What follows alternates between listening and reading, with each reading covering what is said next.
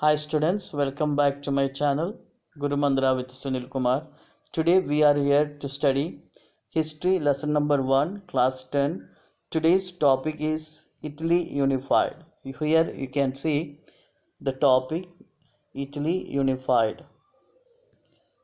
In this particular video we are going to discuss the entire process of the unification of Italy. When we talk about Italy, like Germany, Italy too had a long history of political fragmentation. In the previous class, we have discussed about the unification of Germany, and we have seen that Germany was a patchwork of many small states. Likewise, Italy too had a long history of political fragmentation. पिछले video में हमने किसके बारे में पढ़े हैं? Germany की एकीकरण की जो प्रक्रिया है उसको समझे हैं। उस अध्ययन के दरमियान हम लोगों ने ये देखा था कि जर्मनी भी कितने कॉन्फेडरेशंस में बटे हुए थे। 39 छोटे छोटे कॉन्फेडरेशंस में बटा हुआ था। उसी तरीके से इटली का भी जो इतिहास है वो किसकी रहा है? पॉलिटिकल फ्रैगमेंटेशन का रहा है। पॉलिटिकल फ्रैगमेंटेशन मीन्स राजनीतिक तौर पर क्या हो छोटे छोटे टुकड़ों में बटे रहने का था। तो आपकी इटली जर्मनी की तरह छोटे छोटे राजनीतिक टुकड़ों में बटे हुए थे। Italians were scattered over several dynastic states as well as the multinational Habsburg empire. Italy भी कई छोटे छोटे डायनास्टीज में बटे हुए थे और मल्टीनेशनल हब्सबर्ग में बटा हुआ था।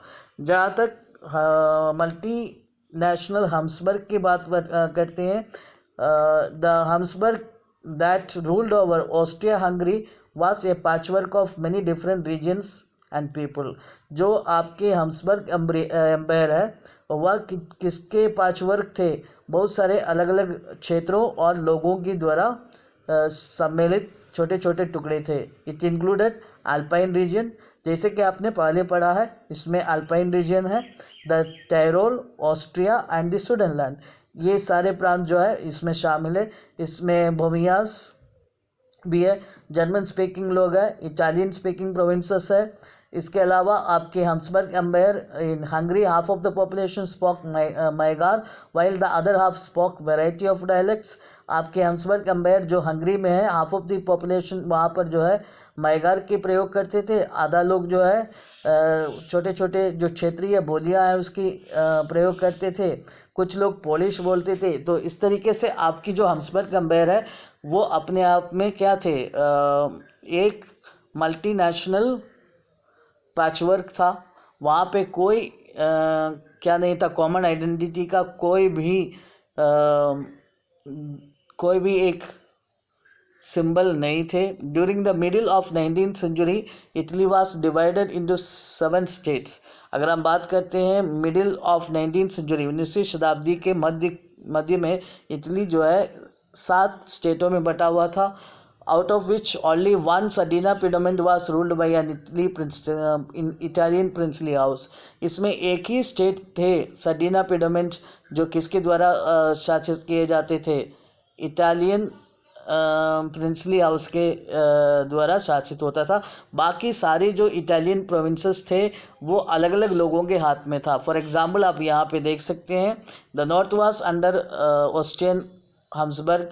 इटली की जो नॉर्थर्न पार्ट है वो किसके नियंत्रण में था? ऑस्ट्रियन हब्सबर्ग के नियंत्रण में था। The centre was ruled by the pop. जो सेंटर थे वो किसके द्वारा शासित होते थे? पॉप के द्वारा। आपकी सेंट्रल पार्ट ऑफ इटली है वो एक पेपर स्टेट थे जो किसके द्वारा नियंत्रित होता था? जो क्रिश्चियन कम्युनिटी की जो रिलीजियस गुरु है पॉप, उनके द्वारा शासित होते थे। And the southern region was under the domination of Bourbon king of Spain. और इटली की जो दक्षिणी प्रांत है वो स्पेन की बर्बोन राजाओं के नियंत्रण में था। तो कुल मिलाकर आप ये जान सकते हैं कि इटली जो है राजनीतिक तौर पर छोटे छोटे टुकड़ों में बटे हुए थे। क्यों ऐसा कहा जाता है? क्योंकि Italy mid of 19th century में 7 स्टेट्स में बटे हुए थे, जिसमें सर्डिना पिडोमेंट एकमात्र इटालियन प्रिंसली हाउस से द्वारा शासित होने वाला इलाका था। अगर इटली की नॉर्थर्न पार्ट की बात करें, ऑस्ट्रियन हम्सबर्ग का नियंत्रण में था। जो सेंट्रल पार्ट है उसमें पॉप शासन करते थे। अब पॉप कौन है? क्रिश्चियन कम्युनिटी की जो रिलीजियस गुरु है उनके नियंत्रण में था। इस सेंट्रल पार्ट को पैपर स्टेट कहा जाता था। जो दक्षिणी प्रांत है वहाँ पर जो है बर्बोन राजाओं के शासन चलते थे, स्पेन की। Even the Italian language had not acquired one common form and still had many regional and local variations. अगर अनकॉमननेस की बात करें इटली में, तो यहाँ तक कि इटली की जो भाषा थे वो एक समान रूप धारण नहीं किया था। क्षेत्रीय स्तर पर और लोकल एरियाज में जो है इटली को अलग अलग वेरिएशंस के साथ अलग अलग प्रकार से लोग क्या करते थे, इस्तेमाल करते थे। तो इस तरीके से आप देख सकते हैं कि Italy had a long history of political fragmentation. तो इस तरीके से आप ये कह सकते हैं, under such a condition where Italy was divided into several dynastic states scattered over many parts, including the multinational Habsburg Empire. During 1830s, Giuseppe Mazzini had sought to put together a concurrent program for unitary Italian Republic. ऐसी परिस्थिति में जहाँ Italy छोटे छोटे dynasties में बटे हुए थे और हम्सबर्ग एम्पायर में बटे हुए थे, 1830 में गुज़ुप्पी मज़नी, जिस इटालियन क्रांतिकारी के बारे में हम लोग पहले भी पढ़ चुके हैं, वह एक स्पष्ट और एक मजबूत योजना तैयार की इटली को एकीकृत करने की और एक इटालियन रिपब्लिक का पुनर्स्थापना करने के लिए। He had also formed a secret society called Young Italy for the dissemination of his goals.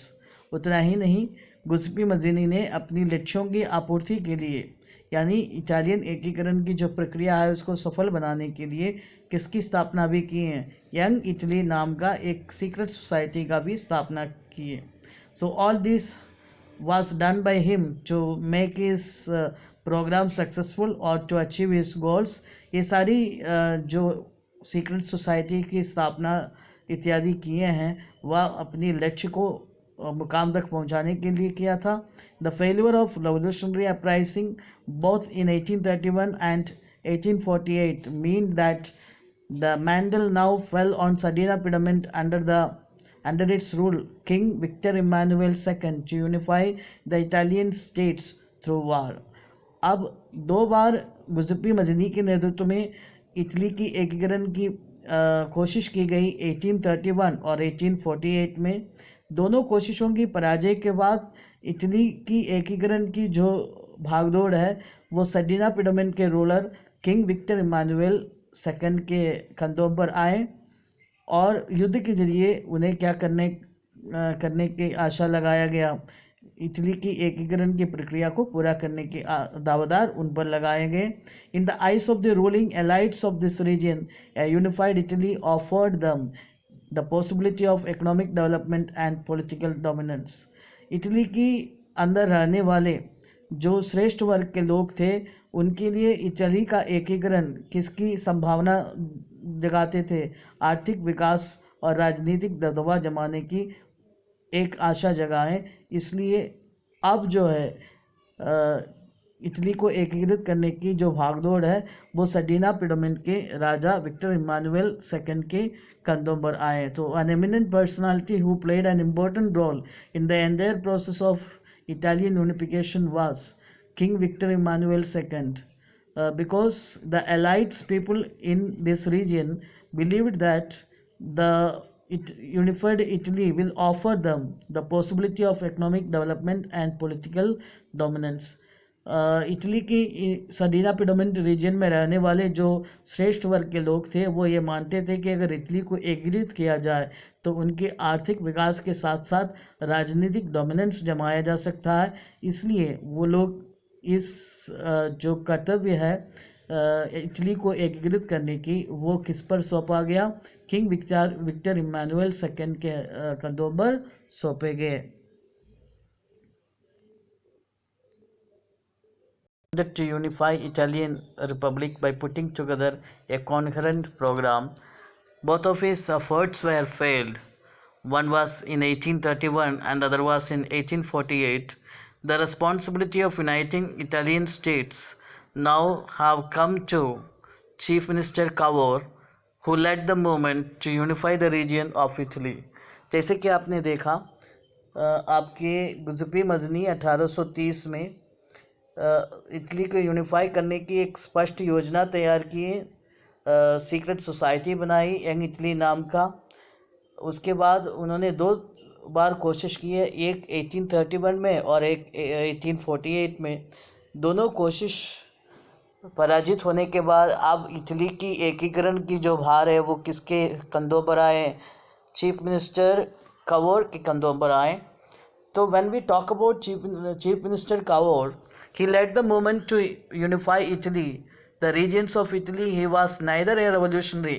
The person who tried to unify Italy, he was neither a democrat nor a revolutionary. यानी chief minister कावोर जिन्होंने Italy को एकीकृत करने की कोशिश की है, ना तो वो कोई क्रांतिकारी थे ना कोई Democrat. Like many other wealthy and educated members of Italian elite, he spoke French much better than he did Italian. तो चीफ मिनिस्टर कावोर जो इटली को एकीकृत करने की कोशिश किया, एक चीज़ उन्हें दूसरों से अलग बनाते थे, वो ये था कि वह इटालियन होते हुए भी फ्रेंच भाषा को बहुत अच्छी तरह से इस्तेमाल करते थे।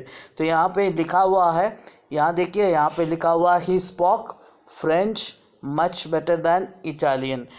तो that is what something special about chief minister कावोर।